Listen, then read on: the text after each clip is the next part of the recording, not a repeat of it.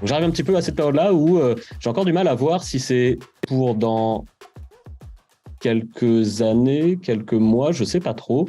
J'ai du mal à voir quelle quantité de contenu il faut et si ce contenu-là, je l'ai en fait. Est-ce qu'avec 2 thèses soutenues, c'est suffisant? Est-ce qu'il faut en avoir plus? Est-ce que c'est une quantité de papier?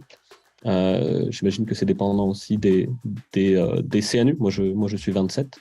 Donc, c'est un petit peu toutes ces questions-là que je me pose et où j'ai l'impression qu'il n'y a pas forcément une réponse bien claire. Pour moi, en fait, l'exercice de l'HDR, c'est aussi un travail sur le fait de formaliser mon cadre de réflexion, mes apports scientifiques.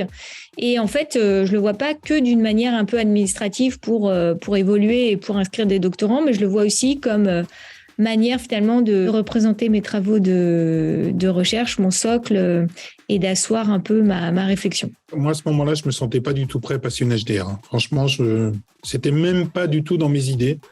C'est tout d'un coup les vieux profs 1, 2, puis 3 qui vous disent « Mais alors toi, Emmanuel, quand est-ce que tu vas passer ton HDR ?»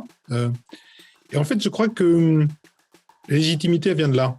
C'est-à-dire que quand ceux qu'on reconnaît comme des profs solides de la discipline, vous finalement vous reconnaissent comme quelqu'un qui pourrait passer l'HDR.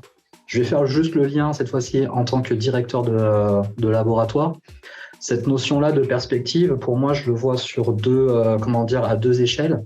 Le premier, c'est que quelqu'un qui écrit des perspectives qui sont cohérentes, ça montre un vrai symbole de maturité et sur lequel, en tant que directeur, j'aurais tendance à vouloir m'appuyer pour aller plus loin et donc faire confiance à ce qui est écrit pour pouvoir lui donner des opportunités d'encadrement encore plus, de développement.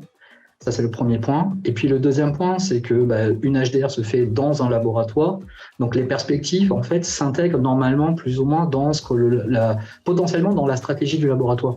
Qu'est-ce que ça mène les HDR, justement, pour la communauté ?